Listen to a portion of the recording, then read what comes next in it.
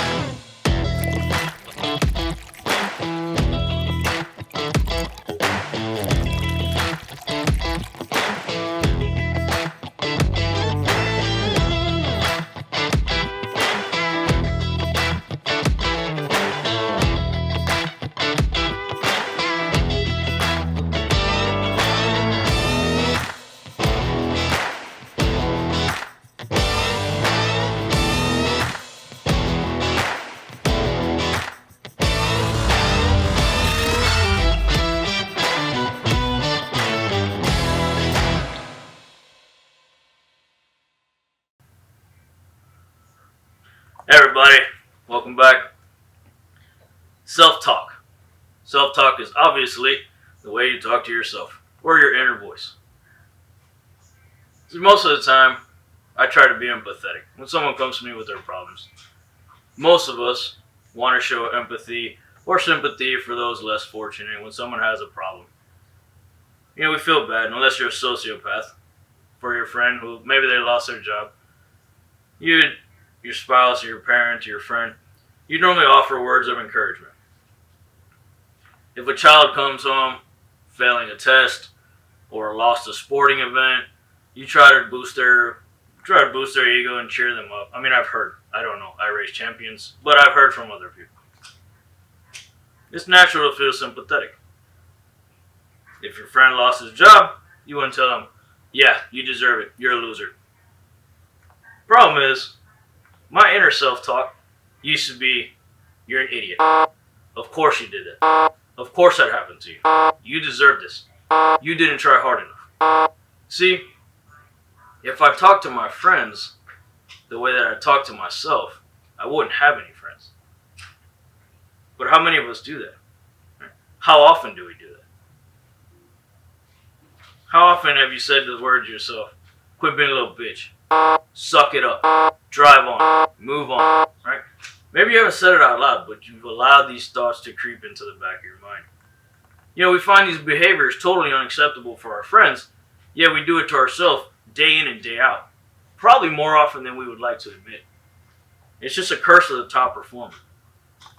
Now, where do these thoughts come from? There's a lot of thought, a lot of schools of thought out there, a lot of studies have been conducted. But one by the University of Cambridge was that the 3 C's of negative self-talk. And it's attributed to complaining, comparison, and criticism. And what do I mean by that? Comparing, obviously, is comparing yourself to others.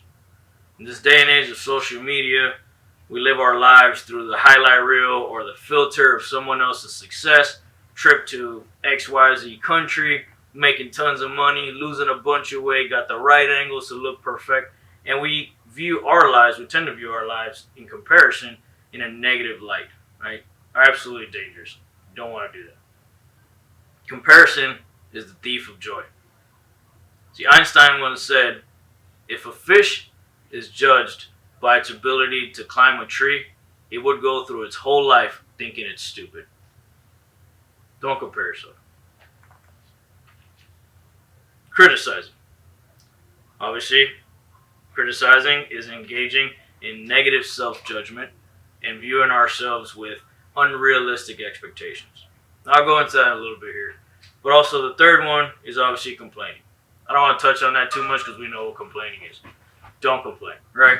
It's focusing on a negative situation that may or may not be legitimate, but obviously we focus on the negative, dwell on that, and it prolongs. So I really want to dive into criticism because this is one that I know I struggle with and a lot of us struggle with as well. Self-criticism particularly. It can be counterproductive. It can absolutely ruin something you're going through.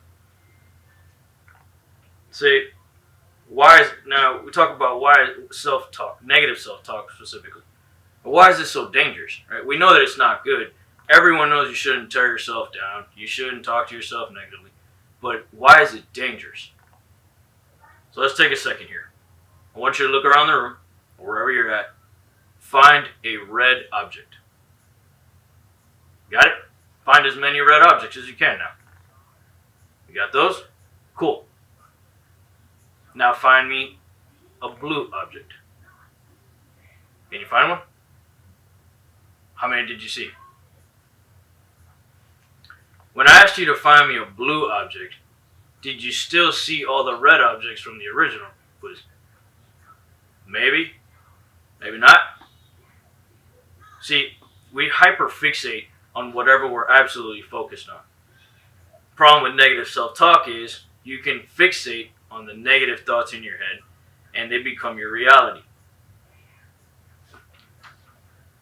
Now, hopefully you're not operating any heavy machinery or flying an airplane when I ask you to do that. But, like I said, the negative self-talk can become the focus point of your thoughts, and they can absolutely drive you into a huge, really dark rabbit hole. Now, I say this because the negative self-talk can actually lead, it's been confirmed that it can lead to OCD, anxiety, depression, and a myriad of other mental health disorders. Why is that? See, the problem is the way we're wired is we focus more on negative experiences than positive experiences. For example, when you were a kid, did anyone insult you? You probably remember that one insult that you got in 3rd grade by that bully, right? Maybe they called you fat. Maybe they called you stupid. Maybe they hurt you on the playground, right? You remember that. How many compliments do you remember from childhood? Probably not many, right? We tend to focus on negative experiences versus positive ones, right? We remember insults more than compliments. And we unfortunately respond more positively to negative stimuli. And I say positive meaning in a more effective manner, not necessarily a positive light. So that's called positive negative asymmetry. That's the scientific form. Basically all that's saying is that's how we're wired. It can stem from a lot of things, but some of the things that it comes from can be childhood traumas, being thoughts of thinking that you're not good enough, being told you're not good enough, again, comparing yourself to others in a negative light, so forth and so on. There's a bunch of different things that scientists say that cause it. However, the point is, that's how we're wired. So you have to be aware of that. It's the positive negative asymmetry. That's what's happening in your brain. All right. So that's the bad news. The good news is, it is 100% within your control to fix it. It requires zero physical effort, no cost to you, and you can actually get it done. Well, how do you do that? Well, some strategies are challenge your thoughts. Challenge your negative thoughts. And why do I say that? Right? So the second a negative thought creeps into your mind, for example, man, I'm an idiot. Why did I do that? Challenge that thought. Is it true? I don't mean do you believe it. I mean, do you have legitimate, documented proof from a psychologist, from a teacher, from a doctor that quantifies you as an idiot? Are you in the idiot range of the IQ level? Maybe, maybe not. But chances are you're probably not, right? Challenge that negative thought. What that helps you do is you challenge the validity of that thought, and your brain kind of takes over and be like, oh yeah, this is ridiculous. Because, of course, I'm not a total loser. Obviously, you're not a loser. You've won something in your life. You've been successful at some point in your life, or else you wouldn't be watching this show, right? So, challenge those negative thoughts. Second thing is practice mindfulness. Now, what do I mean by that? I'm not talking about taking up yoga or any kind of hippie shit like that. Just, mindfulness is just a fancy way of saying be aware of everything. For example, If you can't think of a positive thought, and you can't challenge it, you can't get it out of your mind, hey, focus on your breathing. Take a deep breath. Take another one. Does that feel better? Usually does, right? The more oxygen we get in our bloodstream, it's scientifically proven to lower our heart rate, which in turn lowers our stress levels, which helps us feel better. Okay? So, practice mindfulness. While you're breathing, focus on that breath. How does it feel in your chest? Can you feel the muscles rising in your chest? Can you feel your belly expanding? Can you feel your feet on the ground? Are you sitting down? How does the floor feel? Right? Essentially, you're just distracting yourself from this negative thought and prohibiting it from manifesting itself any further in your brain. So that's manifestation. So you can challenge the thought, practice mindfulness, and finally, we talk about it all the time, Trevor Moawad, the neutral mindset. Practice a neutral mindset. If all those two previous strategies fail and you absolutely got nothing else, you can't focus on anything positive. You just can't get rid of this. Maybe you did fail a test, and maybe it is absolutely in your mind quantifying the belief that you think you're dumb, right? And now you're like, well, I have proof. I am an idiot. While that may not be true, it might be hard to shake that thought. So, neutral mindset prohibits you from going down that rabbit hole. Hey, the second you hit that negative thought of, oh, yeah, I'm an idiot, stop. Think about something else. Focus on anything else. Literally anything else. Right? And that plays into that mindfulness as well. If you don't want to take a deep breath and focus on your breathing, hey, look outside. Find a blue car. Look at the sky. If you're indoors, what's around you? Just take your attention off that negative thought from prohibiting it from growing any further. Right? I know we do this all the time. I said I'm guilty just as well. But we have to get ahead of this, because once you start implementing these strategies, and you will literally reprogram your neurological pathways to do this on their own. Right? You create pathways in your brain that will start to do this on their own.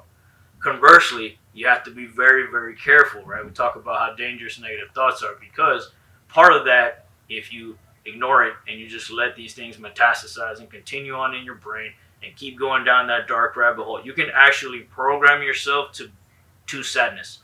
That will be your default mechanism, right? A lot of us, have you ever noticed, maybe you're angry all the time? Maybe you're sad all the time? Are you highly critical of yourself? Yeah, you might be really, really successful, but you're angry all the time, right? Why is that? Because you don't focus on your successes, you focus on your failures, right? And this happens all the time across the board. But the most professional athletes, the most successful professional athletes out there understand this psychology. It's the psychology of winning. They do not let these negative thoughts creep in. So if NBA players, NFL players, and professional fighters don't allow themselves to think negatively, and they win these legitimate competitions and matches that their entire career depends on, maybe we can learn a thing or two, right?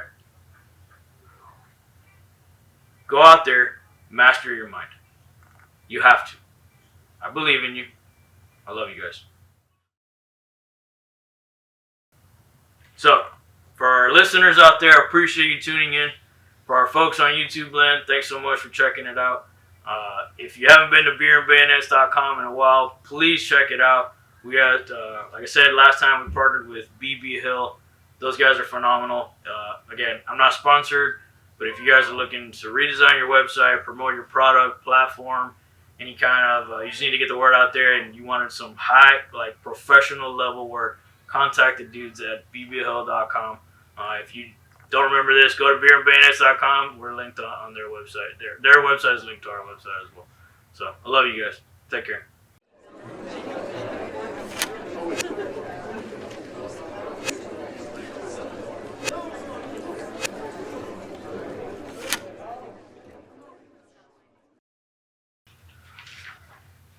That was fucking clean. Yeah? Very clean. Nice, bro.